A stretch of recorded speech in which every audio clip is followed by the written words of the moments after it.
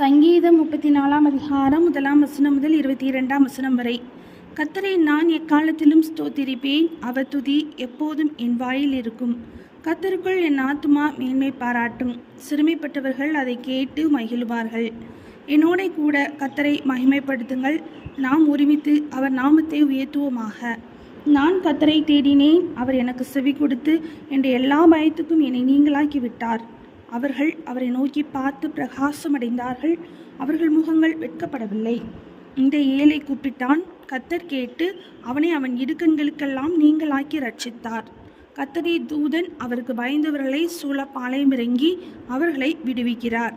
கர்த்தர் நல்லவர் என்பதை ருசித்து பாருங்கள், அவர் மேல் நம்பிக்கையாயிருக்கிற மனுஷன் பாக்கியவான்.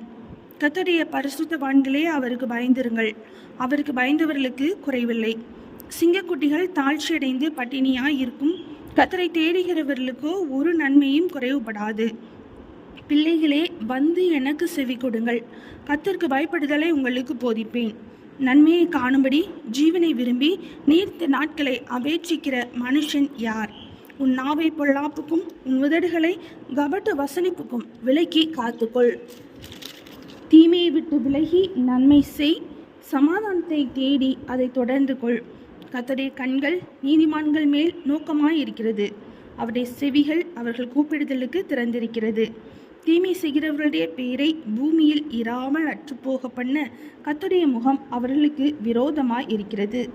நீதிமான்கள் கூப்பிடும்போது கர்த்தர் கேட்டு அவர்களை அவர்களுடைய எல்லா உபத்திரவங்களுக்கும் நீங்களாக்கி விடுகிறார். நொறுங்குண்ட இருதயமுள்ளவர்களுக்கு கர்த்தர் சமீபமாயிருந்து நறுங்குண்ட ஆவியுள்ளவர்களை ரட்சிக்கிறார். நீதிமானுக்கு வரும் துன்பங்கள் அநேகமாயிருக்கும், கர்த்தர் அவைகள் எல்லாவற்றிலும் நின்று அவனை விடுவிப்பார். அவனுடைய எலும்புகளை எல்லாம் காப்பாற்றுகிறார், அவைகளில் ஒன்றும் முறிக்கப்படுவதில்லை. தீமை துன்மார்க்கனை கொள்ளும், நீதிமானை பகைக்கிறவர்கள் குற்றவாளிகள் ஆவார்கள். கர்த்தர் தமது ஊழியக்காரரின் ஆத்துமாவை மீட்டுக் கொள்கிறார், அவரை நம்புகிற ஒருவன் மேலும் குற்றம் சுமராது. சங்கீதம் 34 அதிகாரம் முடிந்தது.